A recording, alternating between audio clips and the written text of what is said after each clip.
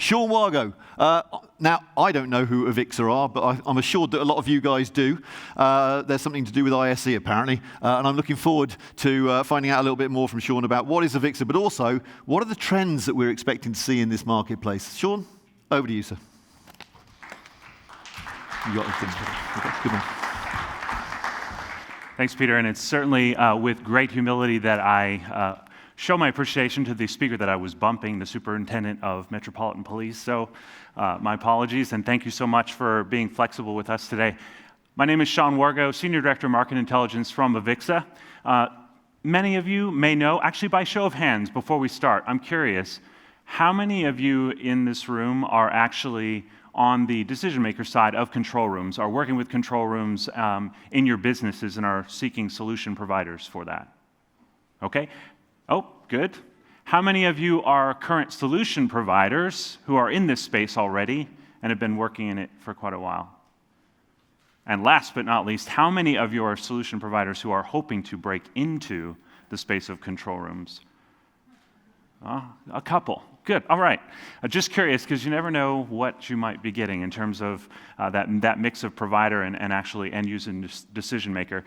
Once again, I'm Sean Wargo from AVIXA, the Audiovisual and Integrated Experience Association.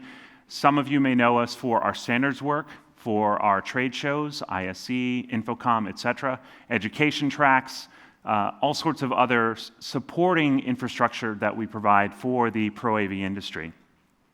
I'm coming from the market intelligence side, so this is a somewhat new or revisited initiative for us at AVIXA. We had always done some amount of market intelligence in our history to help size and gauge the opportunities in this space. We've taken another look at that over the last few years as part of our strategic initiatives to refresh and revitalize that effort. So I wanted to show some of that and share some of that with you today as kind of pulling us back from these great case studies that you've heard about, we'll hear more about, and talk about how the control room solution area fits into the broader industry of Pro AV. So we're going to sort of drill into this from the top down. Fortunately, we have great case studies, so I put a photo montage on the beginning of these decks, often to just reorient us to the topic at hand. But I think we're seeing that in real time. We're actually seeing that on the stage today as great examples of what control rooms might be and how they're changing and evolving with technology and time. I think we start with sort of the mundane, the very simple complex concepts of control rooms in small scale. We're evolving to more complex ones with more data, more screens, more interfaces. And I think as we look forward, we're starting to see some great stuff where the future really becomes now. That science fiction sort of approach, in this case, the Hunger Games control room, where what you notice is some evolution in what we might call displays or visual representation through hologram and other sorts of things.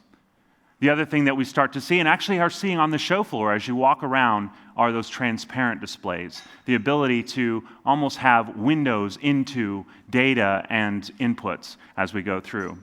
So what will be interesting as you walk around the show floor is to starting to pay attention to those ingredient technologies that are really shaping the future and bringing that forward.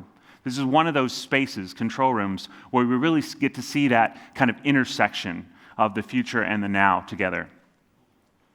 So as I mentioned, we do a bunch of research at AVIXA now, take a slice at this from several different perspectives. What we have is a series of reports that really start on the left-hand side here with the kind of macroeconomic trends. So that outside-in stuff that we look at, say GDP or employment or other issues that help us understand contextually what's impacting us as an industry, so we can then do forecasts and talk about what is the growth trajectory for the industry overall and by segment. So I'm going to drill into that middle piece here, the industry outlook trends analysis, we call IOTA. Love our acronyms as part of a technology industry. But answering that question, what are the biggest opportunities for growth? How are we looking in the future? And in this case, we're going to drill into that control rooms segment. The last but not least is the market opportunity analysis reports. I'm not going to focus on that today, but for those that are interested in, say, vertical market applications, whether that's education, corporate, transportation, hospitality, et cetera, we have a series of reports that kind of dig into those and say, if you're a provider, that last category that I talked to or asked about, who's trying to get into a space, into a particular vertical market, those reports really go into depth in that. We have another number of other data sources, whether channel employment trends, we do a business index on a monthly basis just to kind of gauge the health of the industry. So let's start to drill in to this control room's solution area and kind of what we're seeing in the marketplace. We draw a really big circle around this industry, and you're going to see that today, and I think that's perhaps most appropriate when we're talking about something like a control room, where we have this intersection between what might have been traditional IT, infrastructure, computing types of technologies, AI, et cetera, and AV, the more audiovisual, last-sensed interpretation to our physical senses, that technology. So we include a lot in this space, and that's what gets us to really large total addressable market figures for revenue. So what you're looking at, $247 billion globally, in 2019 is what we estimate as the total size of that spending by end users and decision makers on technology products, services, solutions, et cetera. That's growing at faster than GDP across the globe.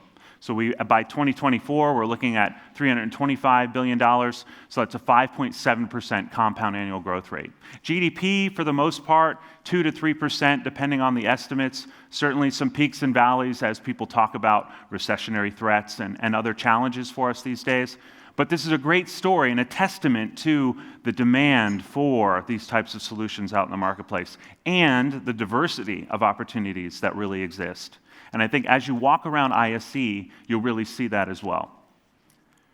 So as we pull it in closer and kind of understand or dissect what are the trends that we're talking about, there's an interesting intersection between what we note just as very high-level drivers of growth in our industry and what's happening in control rooms from a fundamental technology evolution perspective.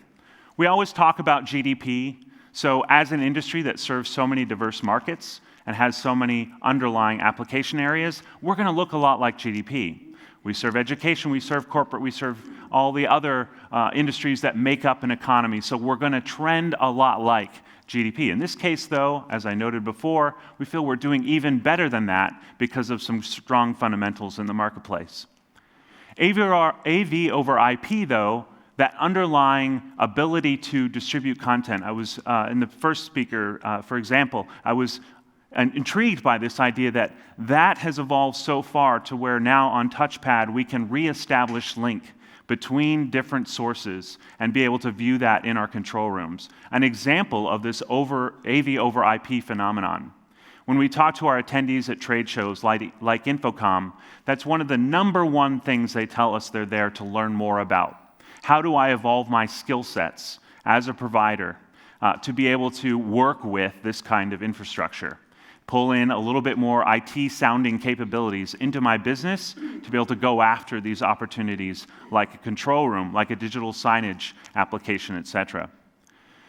Display proliferation also, we just talked a minute ago about in that conceptual framework of the future of control room and how displays are evolving or the visions of them towards transparency, holographics, all those sorts of things. Displays have evolved tremendously fast over the last 20 years. I think we can all think of that even in our own living rooms where they get bigger, they get thinner, they get higher resolution, they get more affordable at the larger sizes, all that kind of stuff happening at the professional level too, where direct view LED now, of course, is making a big impact in the market. Already a big usage inside the control room space, but whether it's corporate boardroom or digital signage, these are other areas where we're seeing displays just proliferate and evolve.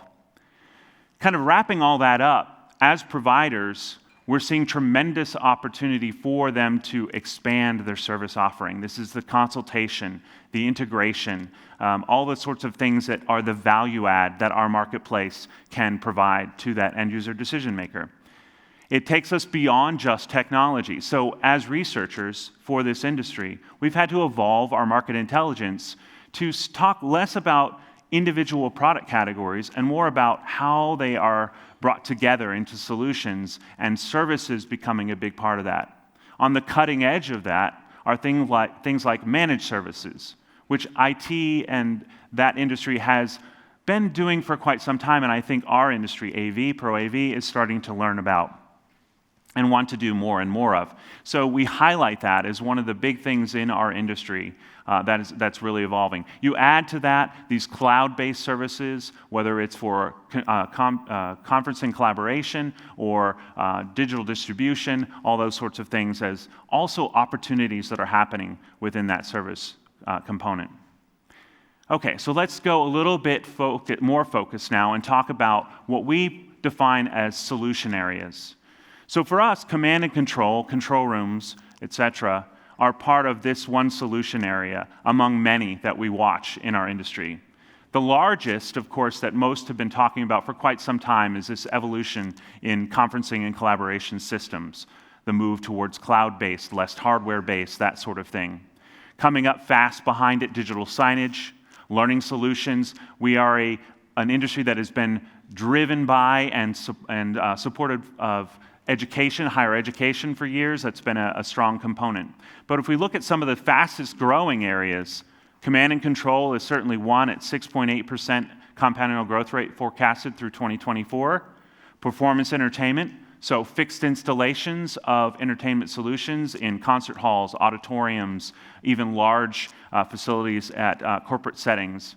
Security surveillance, kind of overlapping a little bit with some of these other areas like a control room, where we see tremendous investment, particularly in APAC, for security surveillance, life safety types of solutions. Also part of smart home, smart city, smart work, all those sorts of solution areas as well. But we highlight here command and control, though it's only a $13.5 billion global industry or part of Pro AV, the portion that Pro AV serves, it is one of the fastest growing, and so will come up the ranks, shall we say, as we go forward. We do expect digital signage to be number one by 2024. So kind of pulling that apart from a regional perspective, certainly growth rates have been uneven. And a lot of that is the GDP story that we've talked about before. So certain economies like APAC, where you've had, in some cases over the last 10, 20 years, double-digit GDP growth, certainly slowing based upon the newest estimates. But Asia, Pacific, Middle East, Africa, China, etc., those areas showing some of the highest percent growth in terms of just control room revenue, 7%, 9%. So we see hotbeds of opportunity in those areas. Certainly others, North America being the largest single chunk, and it has been for a long time, we're seeing that shift as compound annual growth rates really bring those other markets up the ranks. So as you look forward, one of the things that we had always been forecasting is that APAC would eclipse North America as the largest single market. We're seeing that now in very near term versus outer term of the forecast range. And it's because of things like the growth in control rooms that's happening. So we expect that 14.8% of APAC, excluding China here, to really rise. And once you bring in China, you start to become the largest chunk of the market opportunity for control rooms. So let's pull it back further and start to define the underlying ingredients. So the way our methodology works, we work with an outsourced firm, Informa Markets now, formerly IHS Markit. They have a breadth of expertise in the underlying technologies. They start with manufacturer shipment data to help formulate what portion of that is Pro AV, what portion of that spending and investment is then inside control rooms or other solution areas, allocate it to various vertical markets, geographies, etc. Because the fundamental ingredient is technology and rolls up, we're able to then pull apart something like control rooms and say, what part of control rooms is any given technology area?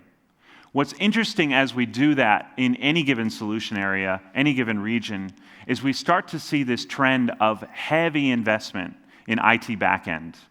So if you look here in this chart, the largest chunk of revenues in control rooms as well is this streaming media storage and distribution types of technologies. What is that? As it implies, it's AV servers, media servers, all that back-end solutions. That's a tremendous amount of investment. It's highlighting this intersection/collision that we've already known was happening in our space between the traditional AV types of technologies and IT technologies. If control rooms is not a good example of that, I don't know what is. I mean, as we look at some of the case studies today, you're seeing this need for multidisciplinary approach. You can't just be focused on, say, the AV side, or vice versa, just the IT side. So, and that's playing out in terms of the mix of products and services that are coming into this space. We talked about the trend towards services, being able to provide cloud, managed service, consulting, integration, et cetera, the next largest chunk. Infrastructure here, this is actually things more like physical infrastructure, racks, mounts, storage, et cetera. In some cases, wiring. Audio equipment. This one is always an interesting conversation too. As we do research inside vertical markets, what we find is one of the most planned areas of investment is always audio. It seems to be this need for continual upgrade and improvement in those solutions, even though we think, well, displays you would expect to be larger than, and if you do add up video displays, flat panel, and LED with projection, it does slip past audio. But in terms of planned investment, what things do I want to buy, audio equipment often comes to the top of the list. Even though displays may get have the sex appeal, I suppose, or that up front and center kind of perspective or position, audio is the key ingredient in what's going on. Standalone software really makes sense, considering that in the end, we are programming solutions that have to be able to route content, as we've seen through case study today. Oh, actually, one other point on that. Yes, noticeably absent. So traditionally, inside the AV solution space, whether it's conference rooms, et cetera, we often will see, we have a category for control systems, which literally would mean the Crestron AMX types of solution areas, noticeably absent here, and what's replacing it instead is the standalone software, much more custom designed or programmed solutions to be able to handle the multiple streams coming in and allow them to be displayed and analyzed appropriately. So wanted to touch on this as just further evolution, as I noted earlier, one of those big trends being that shift towards LED. And this is one of those markets where we can say we're already there. So in a lot of other cases, flat panel has been the darling of the industry. It's affordable, it's high resolution, it's largely scalable, so it's used for video wall and other sorts of applications. It was the truth if you were to back up on this slide. I'm sure you would have seen flat panel displays be the larger chunk of revenues. But we've seen that shift happen, where now, because of the nature of control rooms, where we're needing much more flexibility, the tiled approach of LED video displays has really come in strong and is now about 2/3 of the revenue for the display category in this space. We expect that to continue on as we go forward. There will always be those applications, say smaller scale, where we find flat panel coming in. What you'll want to look at is even the evolutions, though, as you walk around the show floor with LED video and how that's changing. Clearly, we've had massive improvements in supply across the globe. We've seen price drops in terms of per pixel, all that sort of stuff. Now the big story is, of course, micro LED. You'll want to look and see how that's evolving and how manufacturers are kind of bringing that to the space, but that's clearly an underlying part of this story. Really, in the end, all of that is about higher resolution, greater efficiency, all that sort of stuff to allow more flexibility. So it'll be interesting to see how that evolves further towards some of the transparency and other more futuristic types of technologies that are coming to the mix. Have to touch on services a little bit more too, to kind of show how that's breaking out and where that revenue is coming from and the opportunities in this space. I think one of the great things about Pro AV versus the consumer side is this ability to come in and really provide a solution approach to the customer. And so the biggest chunk of revenues that we're seeing is that integration of technology into the space. But I think as we look forward, our forecasts on this are fairly conservative right now in terms of how this mix changes towards things like cloud, managed services, really a small percentage of this. But I think as we continue to evolve and become more sophisticated as a provider community, that may change. What we see now is straight more AV installation, integration becomes more of that design, programming, cloud-based services, monetizing that sort of thing, doing more of the remote monitoring and provision of services through managed service type contracts. So that's something we'll really want to watch. So just some closing thoughts, and then I can certainly take questions before we go on to some of the other case studies. I think as I look at this space, and if you Google control rooms of the future, control rooms of the now, Hunger Games, all sorts of different things, Minority Report, I think all those sorts of things, what really struck me, and I kind of showed this in the photo montage in the beginning, is how much that future is really being realized now. You know, we say, what is the future? Well, we're kind of here. So whether it's the sophistication by which we're able to handle data coming in, activate new sources, display that, the types of displays that we're actually seeing in the marketplace and how that's changing and enabling new opportunity. Even if it's something as simple as price compression on displays, allowing it to be, therefore, more cost-effective to have multiple terminals or more options, so more data and more inputs coming in is a tremendous change for this space.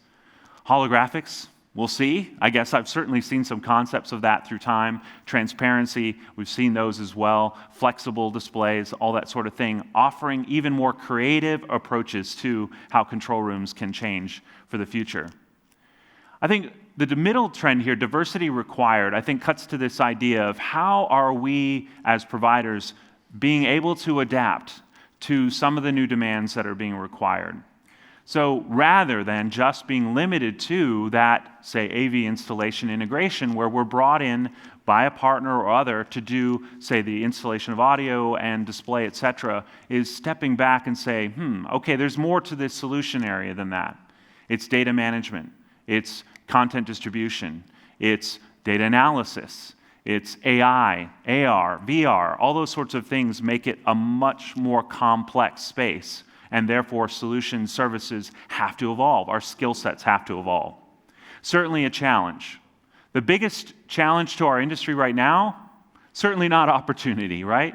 It's more finding the skill sets, the resources to be able to handle the project work that we've got. So how you do that from within your existing labor set, how you do that when you're attracting talent, that's some of what the newcomers to the space are certainly bringing in creative thought.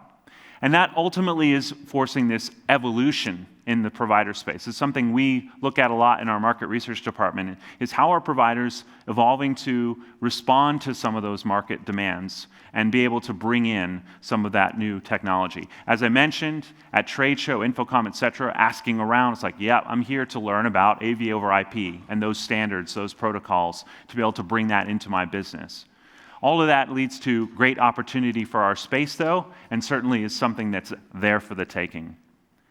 With that, I will open it up to questions. Certainly, please do. You note I put our hashtag on here, AVIXA Intel. Would love to carry on the conversation on social. You can check us out at this website. We're also over at ISC as you come in. Forget the number of the entrance, but on the side, you'll see our AVIXA booth. We'd be happy to have you come talk to us there, and you certainly can email myself or my colleague, Holly Klarman, with questions. Any questions? Sean, thank you very much indeed. Sean Wargo, AVIXA. Right. We've got a couple of minutes for questions, but before we take any, for those of you who are on the panel debate, so Chris Carver, Dave Jackson, Jean Petterly, and Thierry Brou, if you want to make your way to the far side, unless they're already there, which they are, which is good. So you can start arranging some furniture, which is really great too, while we have some questions. Who'd like to ask a question about trends in the marketplace? Okay, very good. Who are you, sir? Where do you come from? Hi, Adrian Gould from Heart Visual in the UK. Looking at some of your statistics with respect to LCD against LED, you seem to have LED far advanced of LCD from what we've seen in the UK. Do you have comments on that? Yeah, we're seeing especially in certain parts of the globe, we've seen a rapid transition over to it, especially within the last few years. Real inflection point in 2017, 2018. Asia Pacific in particular, because they had easy access to supply, kind of went over in some of their new solutions. US as well, we've seen some pretty strong adoption of that. We expect that to kind of continue as we go forward. I'd say the real change, as we saw in the US particularly with tariff change, all that sort of stuff happening, we saw some supply shift that allowed that to come in earlier than expected. But that's what we've been seeing globally from a global perspective, is that transition over to LED in this space. Mm-hmm. Okay, very good, very good. Any further questions? Okay, I have one, because I'm fascinated by all the hype around, well, is it hype? Is it hype? Safe cities. You mentioned it once or twice. It hasn't really come up in conversation yet. Mm-hmm. How do you see safe cities driving growth in this area? Positively, negatively? I would have to say positively. I think where I had that trend in there about solution areas around life safety, security, surveillance, that sort of thing. I think there's been a tremendous focus on that. I mean, we're seeing it in real time right now with the coronavirus and kind of monitoring that in China. I think those kinds of investments. At the back end of that is control rooms, right? So we have all of those solutions being deployed that then need some sort of command control overlay to be able to monitor and extract and utilize that data. So I think for this space in particular, it's just one more driver of opportunity. Yeah. Smart city, and so many different, I think we're hearing case studies even today about some of that application. So to me, that's further opportunity for growth. Yeah, I think it's a very exciting area, the safe cities. I think it's one of these which always suffers from the political angle to make it actually happen. Mm-hmm. But if you can make it happen, I think there's so many things that could happen as a result of that. Yeah, certainly privacy concerns. Yeah, apart from privacy. Yeah, okay. Security and privacy. Who cares? Yeah, all right, we do. Sean, thank you very much indeed. Thank you.